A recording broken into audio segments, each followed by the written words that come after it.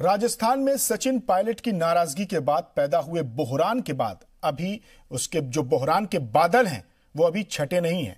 गहलोत ने 109 अरकान असेंबली को इकट्ठा करके अपनी ताकत का मुजाहरा जरूर किया है, लेकिन सियासत के माहिरीन कहते हैं कि पिक्चर अभी बाकी है। पायलट के हामी तकरीबन 20 अरकान असेंबली बैठक में शामिल नहीं हुए। हालात को भांपकर बीजेपी ने भी पासा फेंक दिया। बीजेपी आईटी सेल के हेड अमित मालवीय ने असेंबली में अक्सरियत साबित करने की मांग करते हुए कहा कि अगर वो अपने एमएलएस को रिजॉर्ट ले जा रहे हैं तो साफ है कि उनके पास नंबर्स नहीं है और वो सिर्फ अटल सत्य को टालने की कोशिश कर रहे हैं।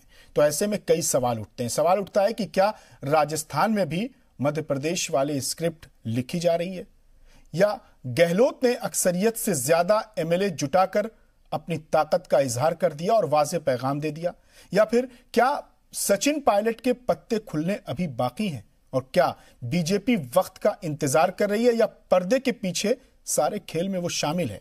और आखिरी सवाल कि किन शर्तों पर कांग्रेस मना सकती है पायलट को, क्योंकि वो डिप्टी सीएम भी हैं, कई महकमों के वजीर भी हैं और 6 साल से राजस्थान कांग्रेस के सदर भी हैं। इन्हीं तमाम सवालों के इर्द गिर्द हम आज बहस करेंगे और इसमें हमारे साथ बहुत खास मेहमान जुटेंगे, लेकिन उससे पहले देख लेते हैं ये खास रिपोर्ट।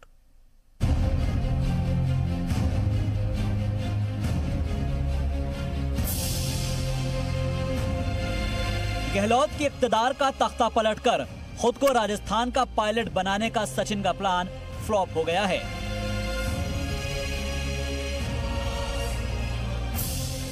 सीएम की रहायशगाह में 100 से ज्यादा अरकान असेंबली को अपने पाले में कर गहलोत ने दिखा दिया कि सियासत के असली जादूगर वही है।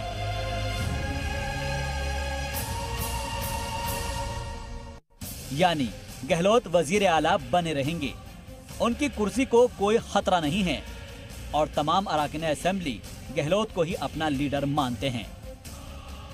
लेजिस्लेचर पार्टी की मीटिंग में अरकान असेंबली ने न सिर्फ गहलोत को हिमायत देने का अहद लिया, बल्कि मीटिंग में सचिन पायलट का नाम लिए बगैर अहद ये भी लिया गया कि ज़ाब्ता शिकनी करने वाले अरकान असेंबली के खिलाफ सख्त कार्रवाई हो। तो अब तक का लब्बलवाब ये कि गहलोत सरकार की कुर्सी पलटने का ख्वाब देखने वाले पायलट अब खुद चारों खाने चित हो गए हैं। हालांकि अब तक पायलट ने अपना पासा नहीं फेंका है, लेकिन माना यही जा रहा है कि गहलोत से सीधी लड़ाई में पायलट की हार हुई है। हालांकि कांग्रेस ने उनके लिए अपने घर का दरवाजा अभी भी खोल रखा है।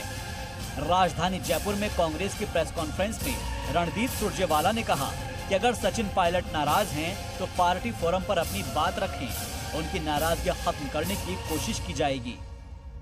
चुनी हुई अपनी ही पार्टी की सरकार को कमजोर करना या भारतीय जनता पार्टी को खरीद फरोख्त का मौका देना अनुचित है, गैर वाजिब है।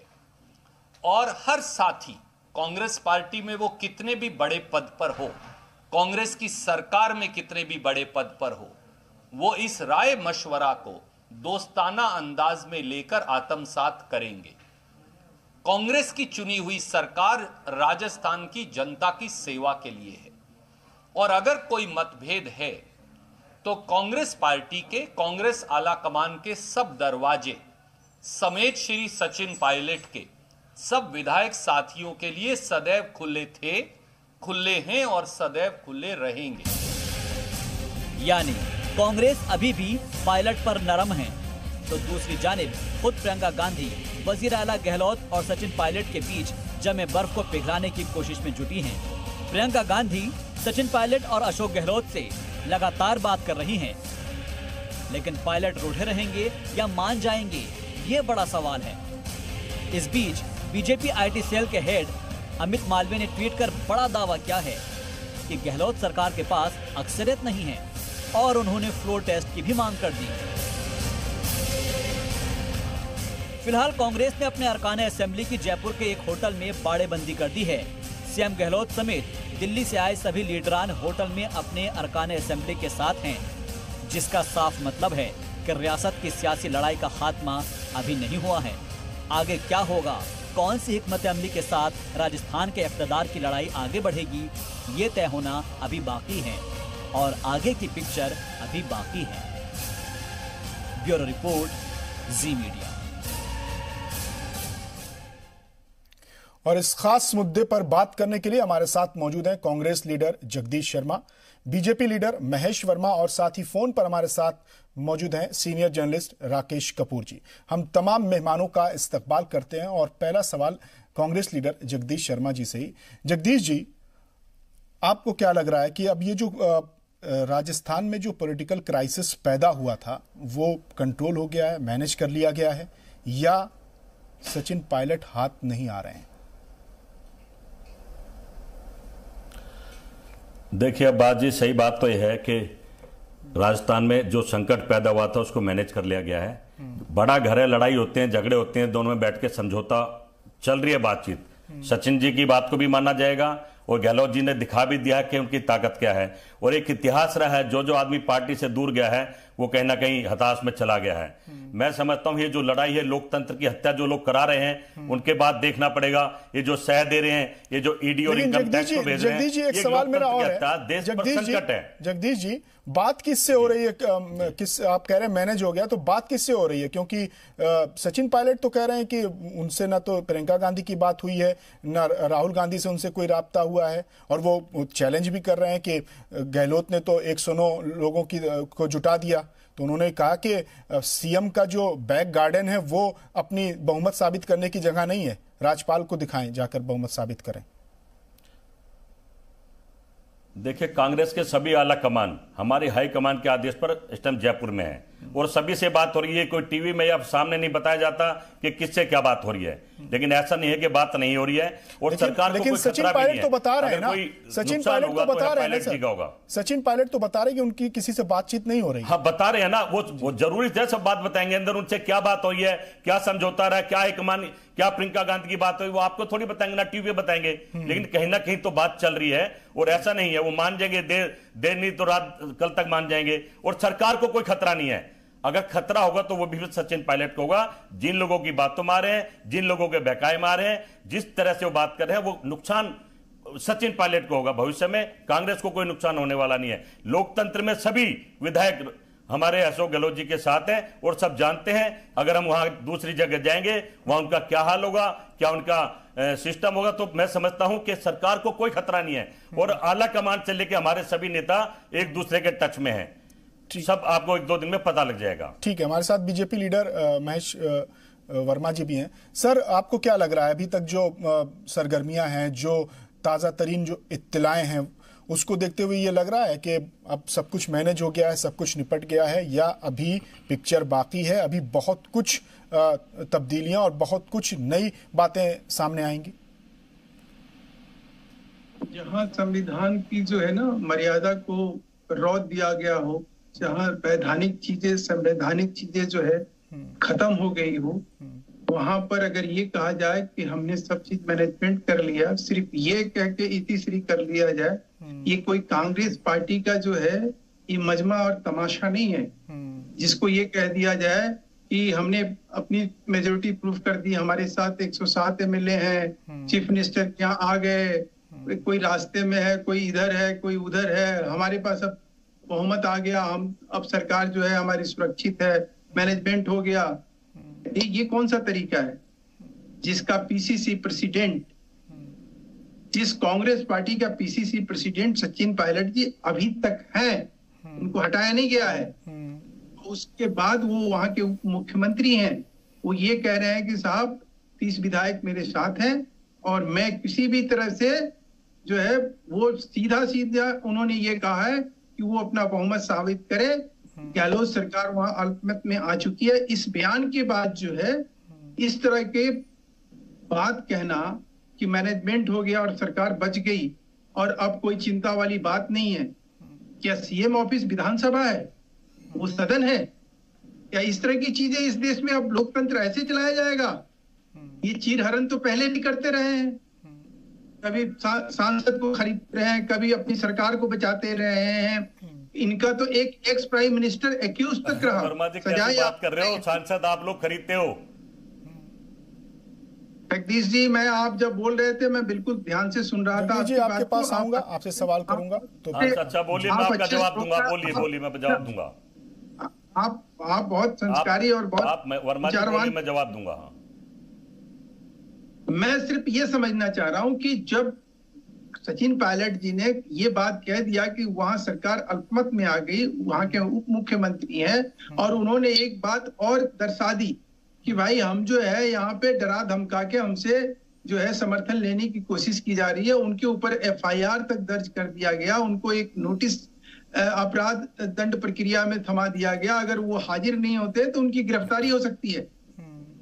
तो इस तरह की जहां स्थिति परिस्थिति क्रिएट करके मैनेजमेंट किया जा रहा है, लोकतंत्र का एक हत्या करने का जो काम आज राजस्थान में गहलोत जी कर रहे हैं, हमें उसके ऊपर जो है सोचना है। हमें उसके ऊपर ये विचार करना होगा भारतीय जनता पार्टी को कि ऐसी स्थिति परिस्थिति में वो अपनी क्या कदम उठाए। ठीक है सर। वो किस तरह की राजनीतिक मंशा को लेकर राजस्थान के लिए आए। इसलिए ये जरूरी है कि हम मांग करते हैं कि अब ये अल्पमत सरकार जो है अपनी बहुमत को अगर साबित करना है तो चीफ मिनिस्टर ऑफिस में साबित ना करे, वो कांग्रेस के किसी के घर पे साबित ना करे, और रुपयों पैसों से साबित ना करे। वो अगर साबित करना है तो विधानसभा के पटल पे जाके साबित करे। ठीक है, हमारे साथ राकेश कपूर जी भी हैं। बात करनी है, सरकार बचाने की बात करनी है, ये घुसपैठी को कायम ही रखना है, बरकरार ही रखना है, तो विधानसभा का पटल जो है उसके लिए ये सूचित जगह है। ठीक है, ठीक है। हमारे साथ राकेश कपूर जी भी हैं। सर, आपको क्या लग रहा है कि अभी भी गहलोत सरकार पर खतरे के बादल मंडरा रहे हैं, या फिर नाराज पायलट को मनाने में कांग्रेस लीडरशिप, कांग्रेस की क़यादत कामयाब हो जाएगी?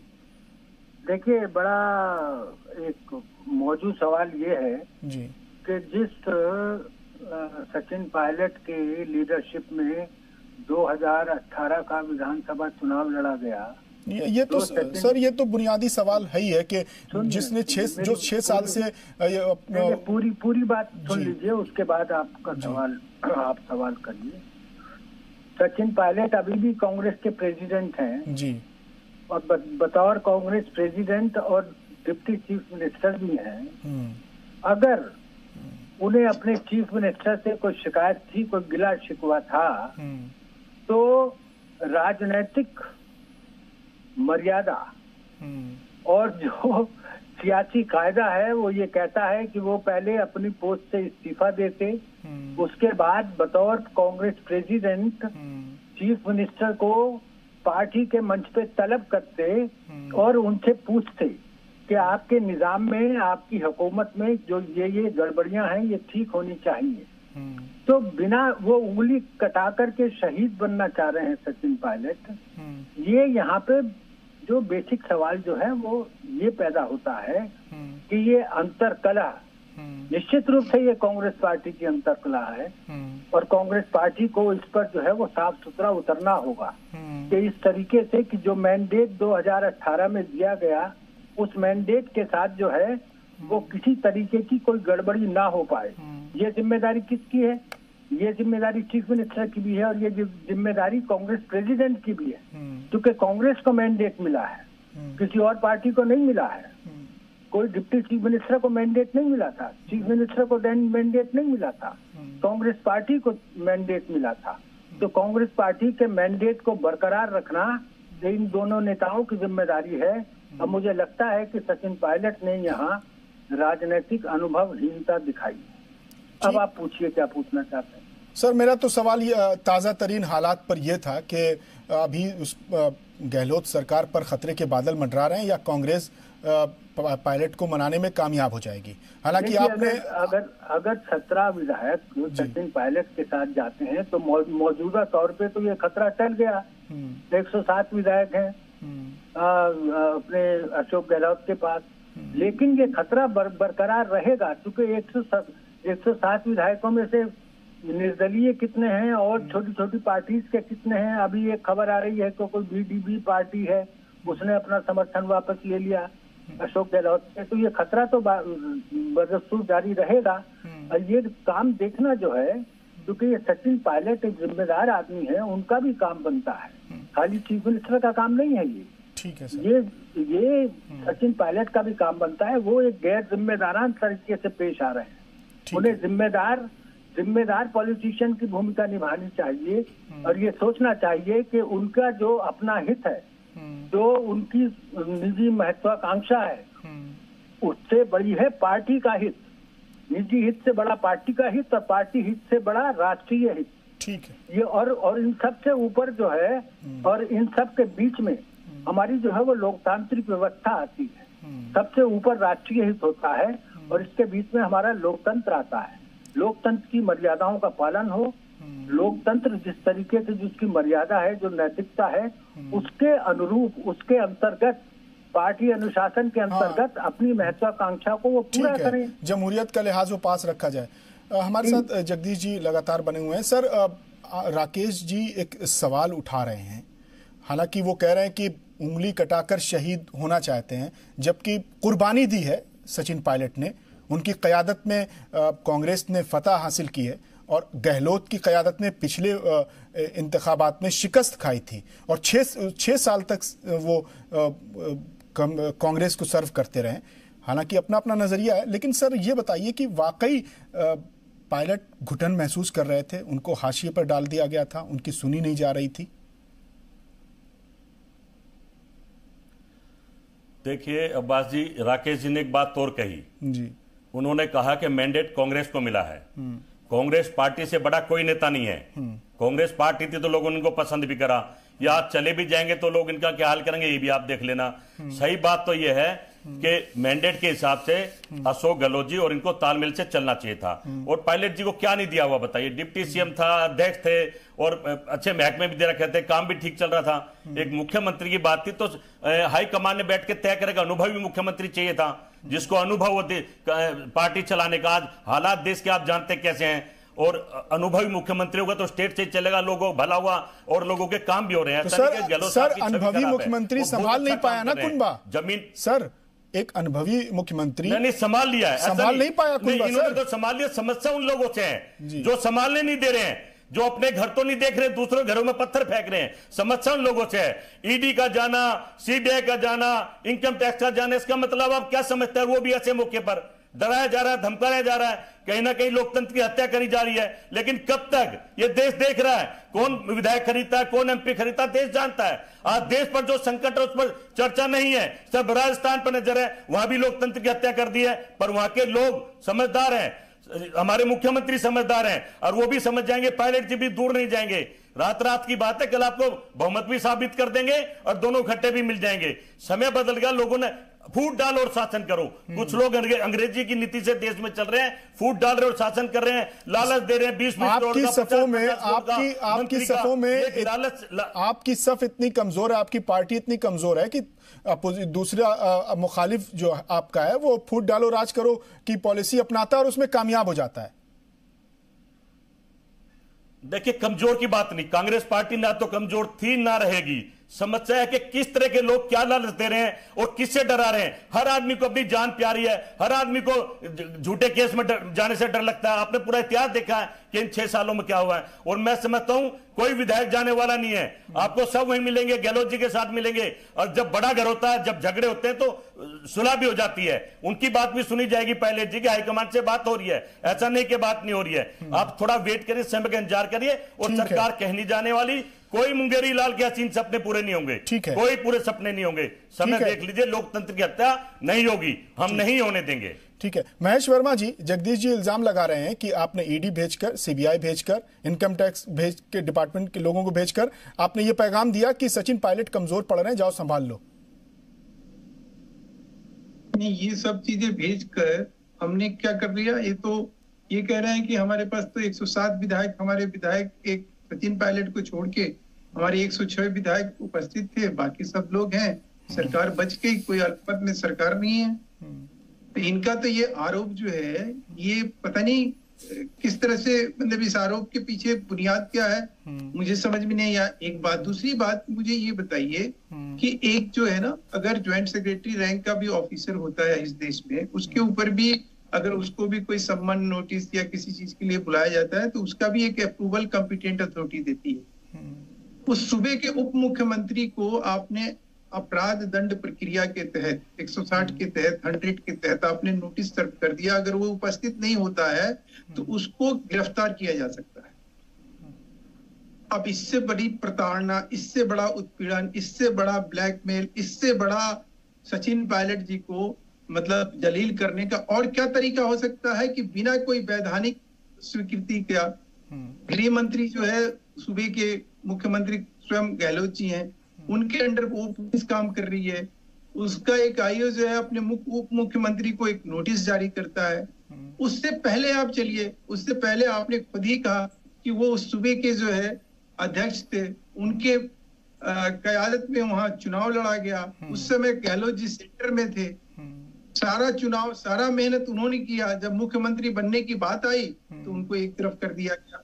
अब सवाल उठता है कि इस तरह की जलालत, इस तरह से एफआईआर पुलिस और इस तरह से टेरराइज और आतंकित करके किसी आदमी को ये कहा जाएगा कि अगर तुम चुप नहीं रहे, तुमने ज्यादा फड़फड़ाया तो तुम्हें उठा के जेल में डाल देंगे। तो ये गलत काम जो है ईडी और सीबीआई और इनकम टैक्स जो काम कर रही है, वो तो जो इनके बॉक्स मैनेजर हैं, जो बक्से लेके घूम रहे हैं, जो सचिन जी के साथ जुड़े हुए पायलट हैं, या कह लीजिए कि जो निर्दलीय लोग हैं, उनको खुश करने की वो टूट के कहीं और ना चले जाए, उसके बावजूद भी आज देखिए उनका एक और एलआई, 3 एलआई जो है उन्होंने विड्रॉ कर लिया। अब पता नहीं कहां से सरकार जो है बची हुई है, कौन सी ऐसी चीज इनके पास बचाने के लिए है, कहां से इनको ये चीज, ये आत्मविश्वास मिल रहा है कि इन्होंने सारे हथकंडे अपना लिए, पैसे के हथकंडे अपना लिए, डराने धमकाने के अपना लिए, पुलिस के अपना लिए।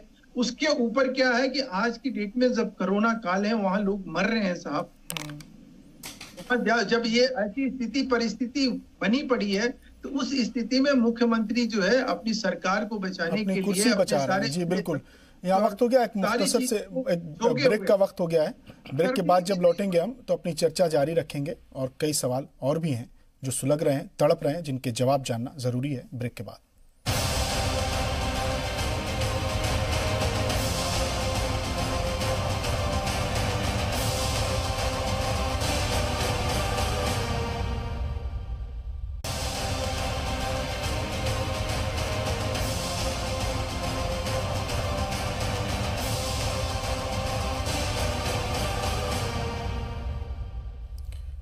वक्फे के बाद एक बार फिर आपका इस्तकबाल आज का मुद्दा में हम बात कर रहे हैं राजस्थान की सियासत में पैदा हुए बहरान पर कि अभी आगे और क्या होना है। क्या बहरान टल गया है, थम गया है, खत्म हो गया है, निपट गया है, या अभी पिक्चर बाकी है। हमारे साथ राकेश कपूर जी भी हैं, सीनियर जर्नलिस्ट हैं। सर, आपसे सवाल ये है, आपने कहा कि सचिन पायलट उंगली कटाकर शहीद होने वाली फहरिस्त में शामिल होना चाहते हैं। मुझे लगता है कि आप सचिन पायलट की सलाहियत पर, अहलियत पर, लियाकत पर, सियासत पर सवाल उठा रहे हैं। आपने शायद उनका काम देखा होगा, आप एक सीनियर सहाफ़ी हैं, उन्होंने 6 साल तक राजस्थान में काम किया है, उनकी क़यादत में कांग्रेस को फतह हासिल हुई है। तो आपको कैसे लगता है कि वो उंगली कटाकर शहीद होना चाहते हैं? ये जाहिर बात है कि उनकी सदारत में जो है, उन्हीं की क़यादत में जो है, वो कांग्रेस पार्टी विधानसभा चुनाव में जीती थी और लोकसभा चुनाव में हारी भी थी, तब भी उनकी क़यादत थी। तो ये कोई एहसान नहीं किया है, ये कोई एहसान नहीं है राजस्थान के लोगों पे, क्योंकि वहाँ पे वसुंधरा राजे की सरकार का जो कुशासन था, उससे इस कदर नाराजगी थी लोगों में राजस्थान के, बल्कि प्रयास तो ये लगाया जा रहा था कि कांग्रेस को कम से कम 150 सीटें मिलनी चाहिए, वो रह गई 102 ही। तो ये तो प्रयास लगाए जा रहे थे उस समय, उस वक्त पर। लेकिन सवाल ये नहीं है, मैंने ये नहीं कहा कि उनकी सलाहियत पर, मैंने सिर्फ ये कहा कि उनका जो एक्सपीरियंस है, उन्होंने एक बच्चों जैसे बच्चा जिद करता है कि मैं तो वो पेन ही लूंगा। आप शुरू से देखें कि वो उसी गेट से जाएंगे जिस गेट से चीफ मिनिस्टर और स्पीकर जाते हैं, वहाँ उन्हें मौका गया। उन्होंने जिद की कि मेरी कुर्सी भी पढ़वाई जाए, जब जो है वो पौधे की अहद लिया जा रहा। लेकिन सर, आपने उनकी उतनी बड़ी कुर्बानी को नजरअंदाज कर दिया। मैं कुर्बानी को नजरअंदाज नहीं कर रहा हूँ, मैं ये कोई कुर्बानी नहीं है। आप तो क्या कुर्बानी, क्या नाम दे रहे हैं? अरे पार्टी ने काम किया, उन्होंने काम पूरा कर दिया। उनकी जगह कोई और होता तो भी पार्टी तो है वो काम करती। जो सीएम ओहदे का सबसे बड़ा दावेदार है, उसको वो ओहदा नहीं मिलता और डिप्टी सीएम पर वो इत्मीनान करता है। कौन से हिसाब से आप कह रहे हैं कि दावेदार है? कौन से हिसाब से? अभी जुम्मा 8 दिन हुए नहीं कांग्रेस में। भाई लियाकत क्या है कि वो राजेश पायलट के बेटे हैं, यही तो लियाकत है। राजनीति में किसी भी राजनेता का कद कैसे नापा जा सकता है? What is his contribution to the politics में उसका योगदान क्या है?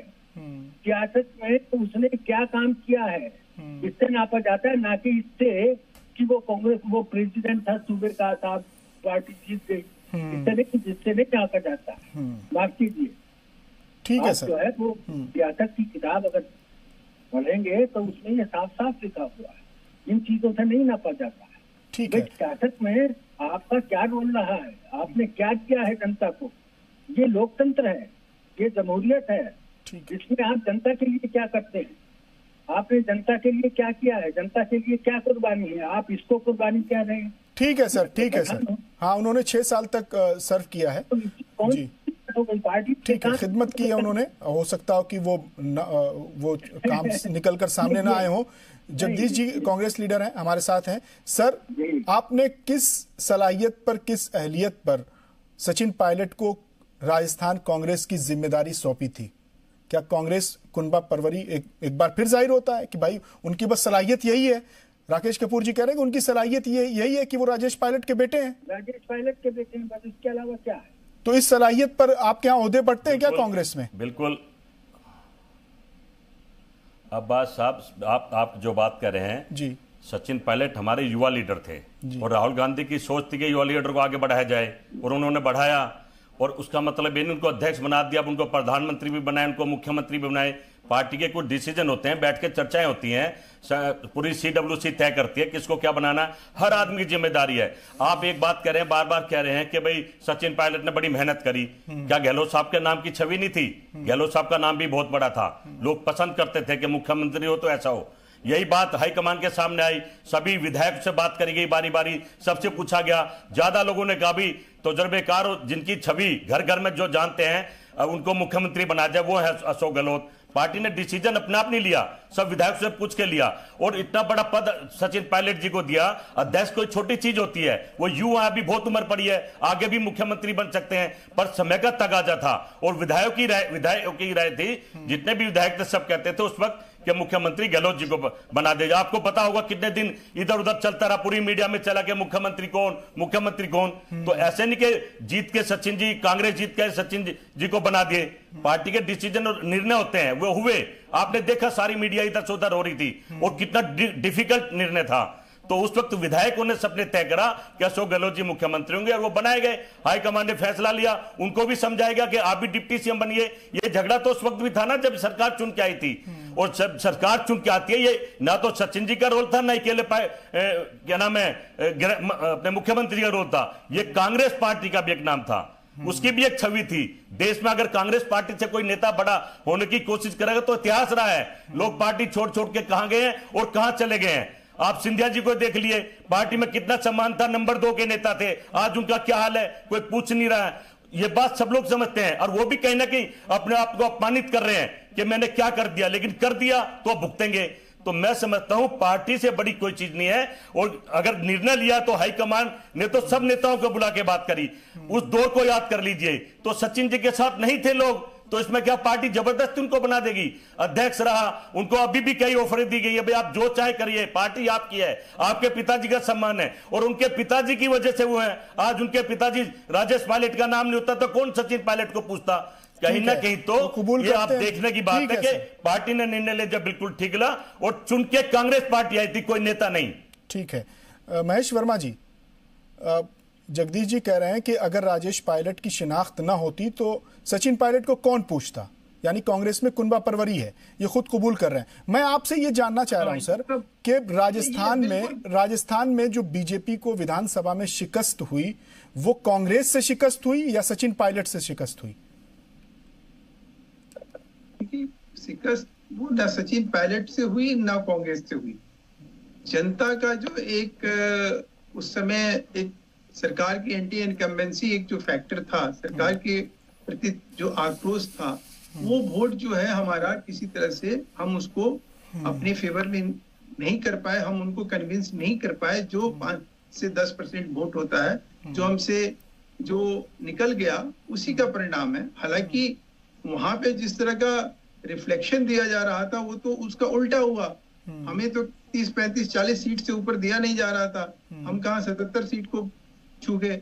अब सवाल ये नहीं है, सवाल आज की डेट में जो आपका मुद्दा है उस मुद्दे से अलग। और सबसे अच्छी बात तो जगदीश जी ने आज कही कि कांग्रेस में जो है वो वंशवाद जो है उसकी वजह से कोई चीज कंसीडर किया जा सकता है, जिसमें राहुल गांधी सबसे बड़े एग्जाम्पल है इस देश में। सबसे बड़ा उदाहरण ये उनका दे सकते हैं कि उनको जो कुछ भी मिला है। देखिए वर्मा जी कहां से कहां बात ले जा रहे हैं, क्या परिवारवाद बीजेपी में नहीं है? सुनिए आप जगदीश जी, मैं आपसे आग्रह करूंगा कि आप बोल चुके हैं, आप मुझे बोलने दीजिए शांति से, मैं भी आपको शांति से सुनाऊं। दूसरी बात कि जो आज का आपका मुद्दा है जी सलाम पर, उसको ये किसी न किसी तरह से उससे ये कन्नी काट रहे हैं। सवाल ये है आज में कि राजस्थान में जो संवैधानिक संकट खड़ा हुआ है उसके ऊपर ये कुछ नहीं बोल रहे। आज वो पीसीसी प्रेसिडेंट है, उनसे सचिन पायलट ने अगर कोई गलत किया है तो उनको उस पद से क्यों नहीं हटाया गया, एक बात।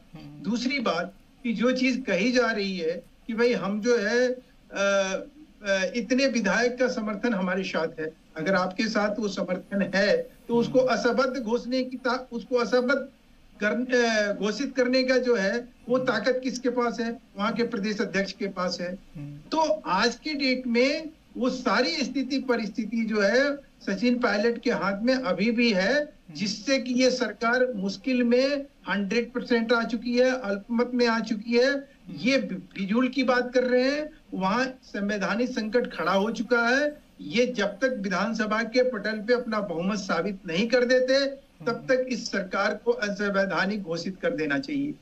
ठीक है, ये इस तरह की कोई भी कोशिश जो कि मुख्यमंत्री कार्यालय में बिठा के और ये दर्शा के कि भाई ये विधायक है, वो विधायक है, ऐसे विधायक है, वैसे विधायक है, और ये घोषित कर दिया जाए कि 107 विधायक है, ये बिल्कुल ठीक नहीं है। और ये लोकतंत्र हमारी जो हमारा लोकतंत्र है उसमें इस तरह की चीजें मतलब बहुत ही घातक है।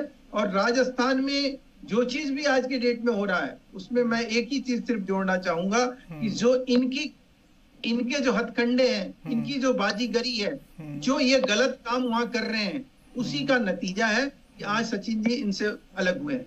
सचिन जी ने उस समय भी एक्सेप्ट कर लिया था, हालांकि उनकी अगर ये बात कही जा रही है कि वो सिर्फ सचिन पायलट के बेटे हैं, इस वजह से अशोक गहलोत जी की अध्यक्षता में वहां चुनाव लड़ी गई और वहां चुनाव हारा गया। उसके बाद सचिन पायलट को ये दिया, लेकिन वो भाजपा का विषय वो नहीं है। भाजपा के आज विषय ये है कि उसका प्रदेश अध्यक्ष और उस पार्टी का उप मुख्यमंत्री, सूबे का उप मुख्यमंत्री जब एलानिया तौर पे ये कह चुका है कि ये सरकार अल्पमत में आ गई है, 30 विधायकों का समर्थन हमारे साथ है, उसके बाद भी अगर ये लोग ये कहते हैं कि नहीं जी हम तो इस चीज को नहीं मानते, इसका मतलब है कि लोकतंत्र बचा। ठीक है सर, आपका जवाब ले लेते हैं जगदीश जी। जगदीश जी सर, जी जगदीश जी आप बोलिए। अब्बास जी बार बार जो हमारे वर्मा जी कह रहे हैं कि अल्पसंख्यक में आ गई है, इनको पता है कि क्या खेल चल रहा पर्दे के पीछे। जब मध्य प्रदेश की सरकार इन्होंने कब्जा कर लिया था तो खेल तो जब से शुरू हो गया था। तो कोरोना की वजह से थोड़ा शांत बैठ गए। सच्चाई तो पूरा देश जानता है, इनको सत्ता की भूख है, लालच है, ये किसी भी तरह लोकतंत्र की हत्या करना चाहते हैं। 20-20 करोड़ रुपए विधायकों को दे रहे हैं, अगर नहीं ले रहे तो सीबीआई ईडी भेज रहे हैं। पूरा देश देख रहा है इनका खेल। अशोक गहलोत जी की सरकार में ना तो भ्रष्टाचार है, ना रेप हो रहे हैं, और ना ही कोई लोकतंत्र की हत्या हो रही है। मेरी बात जगदीश सर पहले मेरा सवाल यही है सर, एक सवाल ले लीजिए। प्रदेश में देखिए क्या हो रहा है। सर मेरा सवाल ये है कि क्या कांग्रेस का किला इतना कमजोर है कि कोई भी उसमें सेंध मार दे? क्या कांग्रेस के एमएलए इतने सस्ते हैं कि कोई भी उसे खरीद ले? मेरा सवाल यही है।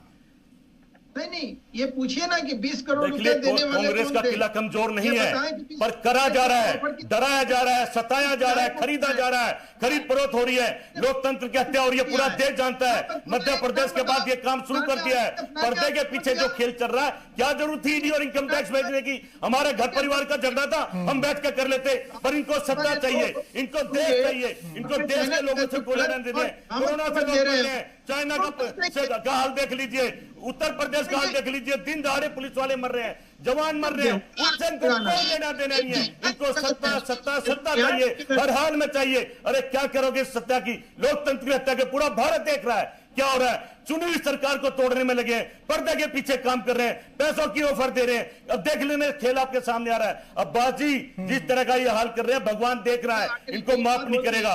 ये चाहते हैं कि उत्तर प्रदेश, ठीक है सर, आपकी बात हो गई। चाहते हैं वहां भी लोग मारे जाए, ठीक है सर, चाहते हैं वहां भी बलात्कार हो जाए। जो स्टेट है, हर आदमी परेशान है। ठीक है सर, आपके पास आएंगे, बिहार लेना, सब कुछ लेना है। ठीक है सर, यहाँ वक्त हो गया एक और ब्रेक का। ब्रेक के बाद जब लौटेंगे तो अपनी चर्चा को आगे बढ़ाएंगे।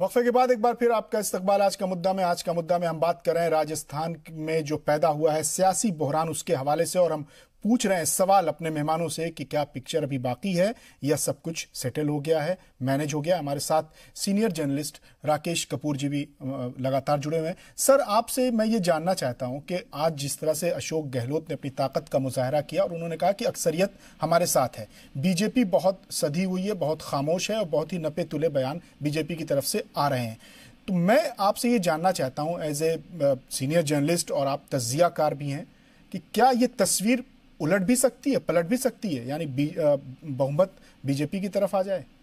देखिए, ये तस्वीर तब उलट सकती है जब सचिन पायलट के साथ कम से कम 25 और 30 विधायक हों। जब तक 25 का आंकड़ा सचिन पायलट पार नहीं करते हैं, अभी उनके पास मुश्किल से बामुश्किल 16 जो है वो विधायक हैं, तब तक बीजेपी अपने हाथ पीछे रखेगी, क्योंकि 16 विधायकों के साथ जो है वो कुछ हो नहीं सकता है। अब जब भी इजलास होगा असेंबली का, जो बीजेपी मांग कर रही है कि असेंबली का इजलास हो, हालांकि किसी बड़े लीडर ने अभी मांग नहीं की है, अभी जो छोटे नेता हैं वही, दूसरे पंक्ति के जो नेता हैं वही मांग कर रहे हैं। सर, आपको रोकना चाहूंगा, राजस्थान से लाइव जो एमएलएज हैं उनकी कुछ इंटरव्यूज आ रहे हैं, बाइट आ रहे हैं, ये बड़ी खबर है। कहाँ पे? यहाँ पर आए भी नहीं, 20 विधायक तो आए ही नहीं है। आप नहीं आए, रमेश मीना नहीं आए, तो फिर आप गिनती पूरी करो। आपके 20 की गिनती नहीं होगी, हमारे पास 20 की गिनती नहीं होगी। जैसे आप उस 20 में मास्टर भवलाल जी का नाम भी लोगे, नहीं देंगे आप लोग, वो अपनी जिंदगी से लड़ रहे हैं वहाँ पे। So let us not get into that and we have to अगर यहाँ है आप 109 बोल रहा हूँ। तो कांग्रेस एमएलए थे, उन्होंने दावा किया कि 109 हमारे साथ हैं, आपने भी सुना होगा। तो सर, राकेश सर, आप अपनी बात को जारी रखिए। मैंने जो सवाल किया था कि तस्वीर क्या पलट सकती है, गुंजाइश है, या अभी इस वक्त हालात ऐसे नहीं है? देखिए, अभी जो है जो रिकॉन्सिलिएशन की बात चल रही है सचिन पायलट के, और जिस तरीके से प्रियंका गांधी कूदी हैं, और आपको याद होगा अगर जब चीफ मिनिस्टर के इंतखाब की बात हो रही थी राजस्थान में, पायलट और सचिन पायलट में से, तो प्रियंका गांधी वो एक हद तक सचिन पायलट के हक में थी, लेकिन जो सिलेक्शन हुआ वो अशोक गहलोत का हुआ, बहुत उनका एक्सपीरियंस और उनकी लियाकत को देखते हुए। तो लेकिन अब मौजूदा हाल ये है कि अगर सचिन पायलट 25 का आंकड़ा पार कर लेते हैं, यानी 25 विधायक उनके पास आ जाते हैं, तब बीजेपी रिस्क लेना चाहेगी, वरना 16 विधायकों के साथ बीजेपी रिस्क क्यों लेगी? बीजेपी जो रिस्क तभी लेगी जब उसे पता लग जाएगा कि हाँ, हम एक जो है वो एक दूसरी सरकार हम ले सकते हैं। और बीजेपी में भी फिर उसके बाद ये नहीं है कि चीफ मिनिस्टर बना दिया जाएगा सचिन पायलट को, क्योंकि बीजेपी में एक हेकड़ बैठा हुआ है, वसुंधरा राजे सिंधिया ये नहीं चाहेंगी, और जो दूसरे कटारियां हैं वो ये नहीं चाहेंगे कि उनके सिर पे आकर ऊपर आकर के कोई बैठ जाए। तो हो सकता है कि अगर नहीं बात बनती तो सचिन पायलट अपना कोई सूबाई पार्टी जो है वो बना। सर, एक सवाल आपसे और मैं ये जानना चाहता हूँ कि अगर 20 से ज्यादा एमएलए आ जाते हैं सचिन पायलट के पास, तो बीजेपी उनको क्या ऑफर कर सकती है? क्योंकि वो अभी तो डिप्टी सीएम ही हैं, कई महकमे उनके पास हैं। बीजेपी उनको बाहर से ऑफर कर सकती है, बाहर से समर्थन दे सकती है कि चीफ मिनिस्टर वो बन जाए, लेकिन बीजेपी उन्हें अपना चीफ मिनिस्टर कभी नहीं बनाएगी। जब तक वो बीजेपी में शामिल ना हो जाए। बीजेपी में शामिल भी हो गए तब भी उन्हें चीफ मिनिस्टर जो है वो नहीं बनाया जाएगा, क्योंकि बीजेपी में पहले से ही बीजेपी देखिए दूसरे तरीके की पार्टी है।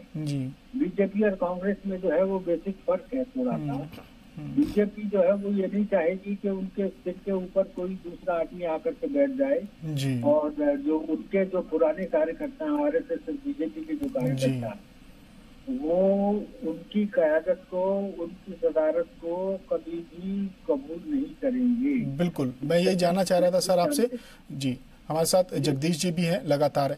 जगदीश जी, आप बार बार दावा कर रहे हैं कि सब कुछ मैनेज हो गया है, अंदरूनी एक कला है, घर में होती है, खानदान में होती है, कुनबे में होती है, पार्टी बड़ी, इसलिए इख्तिलाफात हुए हैं। लेकिन आप इधर बैठ के दावे करते रहिए, और अगर उधर सचिन पायलट बीजेपी में लैंड कर गए तो क्या करेंगे? उन्हीं का नुकसान होगा। उनको पता कि सिंधिया जी का क्या हाल हो रहा है, और मैं समझता हूँ सुलझे हुए नेता हैं, अपने पिताजी की मर्यादा को समझते हैं। उन्होंने पूरा जीवन कांग्रेस पार्टी को दिया है, और राहुल गांधी और प्रियंका गांधी के बहुत नजदीक हैं। भविष्य है उनका यहाँ पर, वहां पर कैसा भविष्य वो जानते हैं। ठीक है, तो आपस में कहा सुनी हुई शुरू से चल रही है, कहीं ना कहीं बातचीत हो रही है, मैनेज हो जाएगा। ऐसा नहीं कि सरकार चली जाएगी। अगर नुकसान होगा तो पायलट जी, अगर मैं समझता हूँ समझदार नेता है, ऐसी हरकत बिल्कुल नहीं करेंगे, किसी लालच में नहीं आएंगे। पूरी लगे हुए हैं भाजपा के लोग चारों तरफ से घेरने, और देखना आजकल में क्लियर हो जाएगा। और बहुमत बार बार करें, बहुमत सिद्ध करो, कर दिया वहां भी कर दें, क्या फर्क पड़ता है? नेता तो सारे हमारे वही है ना। जब ये पटल की बात हो तो वहां भी साबित कर देंगे। इनका नाम मैसो गहलोत है।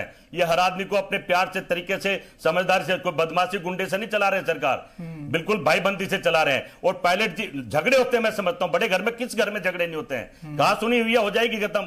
इतनी बड़ी बात नहीं कि ईडी और सीबीआई भेज के घेराबंदी शुरू कर दो, ये गलत है, ये लोकतंत्र की हत्या है और ये नहीं करनी चाहिए। तो पूरा आपने तो अपने डिप्टी सीएम के खिलाफ जांच बिठवा दी थी ना एसओजी की, तो फिर सचिन पायलट की जांच किस लिए कराई? देखिए, वो जांच तो फिर सीएम साहब के भी वो बात तो सीएम साहब पर भी आई थी। वो तो कहा जा रहा है कि जब सवाल उठने लगे तो जल्दी जल्दी में सीएम को भी नोटिस भेजा गया। अरे वो संवैधानिक नहीं है ना। देखिए मेरी बात सुनिए, कैसे भेजा तो सही ना, मुख्यमंत्री को भी नोटिस भेजा। जब झगड़े चलते हैं तो झगड़े कोर्ट कचहरी भी पहुंच जाते हैं, सगे भाई के पहुंच जाते हैं। ये तो पार्टी का अंदरूनी मामला हम सॉर्ट आउट कर लेंगे, पर इसमें मियां मिट्ठू बन के कूदना, सीबीआई ईडी दौड़ाना, ये कहां की नैतिकता है? वर्मा जी को मैं कहना चाहता हूं, पूरा देश जानता है भाई, पहले देश के संकट को खत्म कर लो, उसके बाद सत्ता। कहां तक कितनी सत्ता चाहिए आप लोगों को? आपने विपक्ष को पूरे देश में खत्म कर दिया, डरा के, हर आदमी डरा दिया, किसी दल का आदमी डरा दिया। जो इनके साथ है वो ठीक है, जो साथ नहीं है जेल में जाओ या मरवा दो। ये कहां की राजनीति है? कांग्रेस पार्टी तो ऐसी राजनीति विश्वास नहीं करते है और कभी करा भी नहीं है, हम करते भी नहीं है। आज देश के हालात की बात करो, आज देश में संकट आ रहा है, चारों तरफ से लोग मर रहे हैं, चाइना घुस रहा, नेपाल धमका रहा, पाकिस्तान घुस रहा, आतंकवादी आ रहे हैं, उस पर कोई चर्चा नहीं। बेरोजगारी, भूखमरी, बिल्कुल तड़प गए हैं, गरीब लोग हो गए सारे। पर क्या करें, यहां तो जान के लाले पड़ गए, उस पर कोई बात नहीं। घुमाया जा रहा है, कोई ना कोई नई चीज खड़ा कर देते हैं मीडिया में, देश घूमता रहे, देश के लोग परेशान है, उसकी कोई बात नहीं। अगर आपको बहुमत भारत की सरकार ने दे दिया,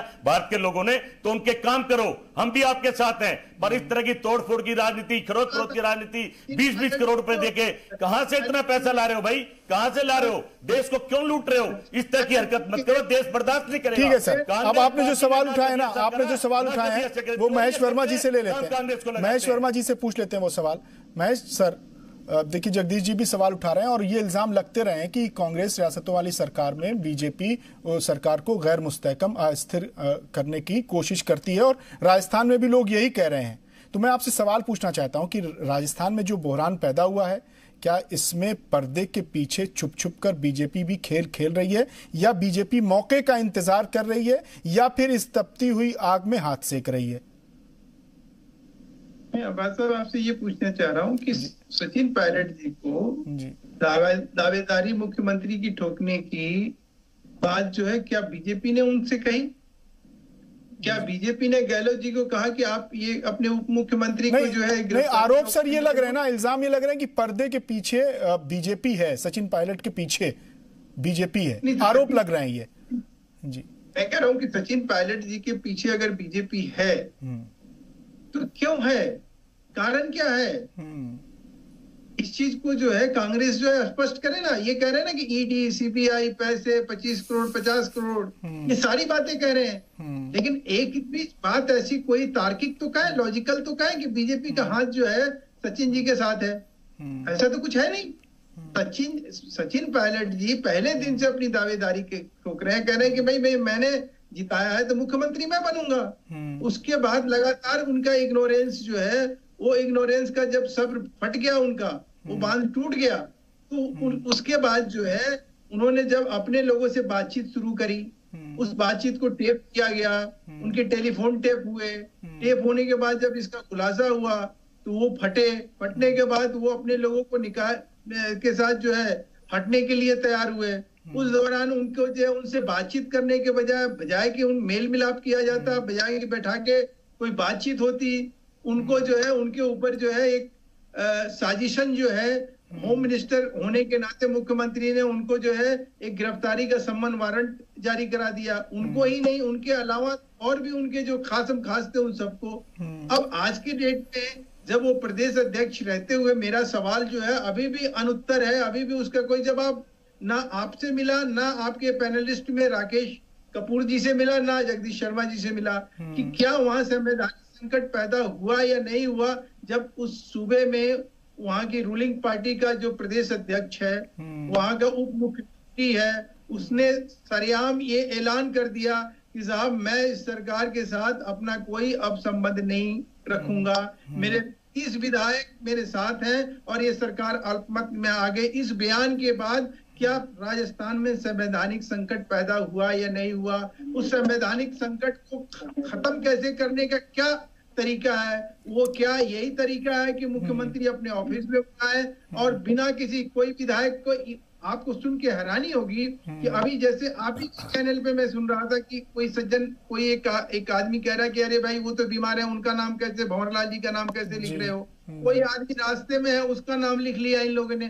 तो इन्होंने अपनी मनगढ़ंत, और ये राकेश कपूर जी की भी बात को मैं थोड़ा सा बड़ा करके देखूं तो 16 विधायक के अगर ये दावा कर रहे हैं तो 11 विधायक तो निर्दलीय हैं। 2 पार्टी जो इनके अलायंस में थे वो वापस ले चुके हैं। 4 वो हो गए, 16 ये हो गए, 20 हो गए।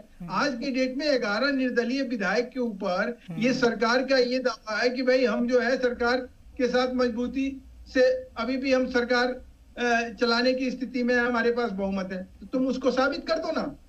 हमने तो मांग नहीं करी।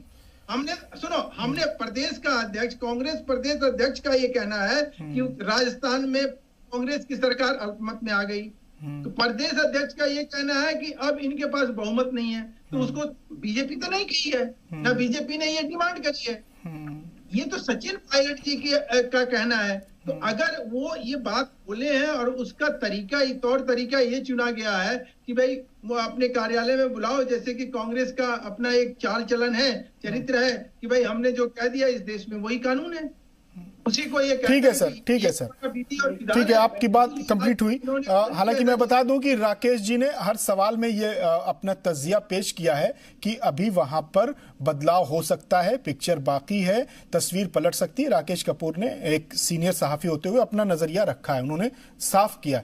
राकेश सर, आपसे ही सवाल है, मैं एक सवाल करना चाहता हूं और बहुत बुनियादी सवाल है। आज हमने देखा कि अशोक गहलोत ने अपनी अक्सरियत का इजहार किया और कहा कि हमारे साथ 109 एमएलए हैं। उसके बाद कांग्रेस से ही ये आवाज उठी कि अशोक गहलोत जीत गए। जब अशोक गहलोत जीते तो सचिन पायलट की हार हुई। तो मैं आपसे एक सीनियर सहाफी होने के नाते इस पर तज्जिया चाहता हूं कि एक पार्टी की सरकार है, उसी का सीएम है, उसी का डिप्टी सीएम है। सीएम हार जाता है, डिप्टी सीएम जीत जाता है और डिप्टी सीएम हार जाता है, तो पार्टी के हिस्से में क्या आता है सर? पार्टी के हिस्से में रुसवाई आती है, नो डाउट।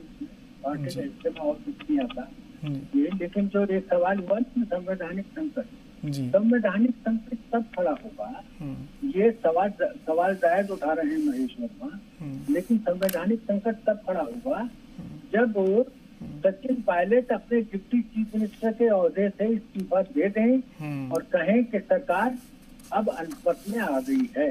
अभी तक संवैधानिक संकट केवल, लेकिन उन्होंने इस्तीफा तो नहीं दिया है सर, लेकिन उन्होंने कहा है कि सरकार अल्पमत में है। इससे संवैधानिक संकट नहीं पैदा होता। इससे और उन्होंने चैलेंज भी किया है कि गवर्नर के सामने जाकर अपना पेश करें अक्सरियत अपनी। हाँ, टेक्निकली इससे संवैधानिक संकट पैदा नहीं होता है। संवैधानिक संकट तब पैदा होगा जब डिप्टी चीफ मिनिस्टर इस्तीफा दे दें और कहें कि चूंकि ये अल्पमत की सरकार है, इसलिए मैं अपना इस्तीफा सबसे पहले पेश करता हूँ और जाकर के अब जो है वो अपनी अक्सरियत जो है वो वहाँ पर दिखाए विधानसभा के अंदर, तब तो संवैधानिक संकट पैदा होता है। दूसरा सवाल आपने जो ये पूछा, मैंने कहा था कि 16 विधायक सचिन पायलट के साथ जी, और 16 के 16 वो कांग्रेस के विधायक हैं, उनमें कोई निर्दलीय विधायक नहीं है जी। वो 16 कांग्रेस के ही विधायक हैं सारे। निर्दलीय विधायक जो 11-12 हैं, कुल मिलाकर के 20 या 21 निर्दलीय विधायक हैं वहाँ, उनमें से 11-12 जो है वो तो अशोक गहलोत के साथ है। तो इसलिए अशोक गहलोत की जो मौजूदा हालात में तो अक्सरियत है, ये उन्होंने सिद्ध कर दिया आज कि उनके पास जो है 107 के 109 विधायक हैं। तो ये तो जीत तो हुई, लेकिन कांग्रेस पार्टी की रुसवाई हुई। ठीक है सर, ठीक है सर, इसका जवाब जी। जगदीश जी, साफ साफ वाज़ेह तौर पर बता दीजिए कि अंदर खाने क्या चला है, कुछ हमको भी इत्तलाएं दे दीजिए, कुछ हमको भी जानकारियां दे दीजिए। बहुत से लोग सुन रहे हैं, देख रहे हैं, जानना चाहते हैं। बहुत से आपकी पार्टी के चाहने वाले भी सुन रहे होंगे, वो जानना चाहते हैं, वो तशवीश में है, वो चिंता में, वो फिक्र में है। तो राजस्थान की सियासत में क्या चल रहा है, आगे कुछ घंटों में क्या होने वाला है, कुछ तो बताएंगे। अब्बास जी बिल्कुल खुल के बताऊंगा, आपने इतने प्यार से पूछा, मेरा फर्ज बनता मैं बता भी दूं। छोटे भाई और बड़े भाई में झगड़ा होगा, कहाँ सुनी होगी जी। बड़ा घर है, बड़ा परिवार है, अब धीरे धीरे जैसे जैसे सवेरे निकलेगा वो सुलह भी हो जाएगी। सरकार कहीं नहीं जाने वाली है। जो मुंगेरी लाल के सपने देख रहे हैं, जो ईडी भेज रहे हैं, जो सीबीआई भेज रहे हैं, जो थैले लेके पहुंच गए हैं, वो सब बैठे रह जाएंगे। ठीक है सर, तंत्र की हत्या अशोक गहलोत जी और सचिन पायलट जी नहीं होने। ठीक है सर, हमारा वक्त खत्म हुआ। बहुत बहुत शुक्रिया जगदीश जी आपका, बहुत बहुत शुक्रिया महेश वर्मा जी आपका भी बहुत बहुत शुक्रिया, राकेश सर आपका भी, कि आप तमाम मेहमानों ने अपना कीमती वक्त दिया और अपने अपने नजरियों से, अपने अपने विचारों से लोगों को वाकिफ कराया। तो आज के मुद्दा में आज के लिए बस इतना ही, लेकिन आप बने रहिए जी सलाम के साथ, क्योंकि अगला बुलेटिन है सलाम हिंदुस्तान।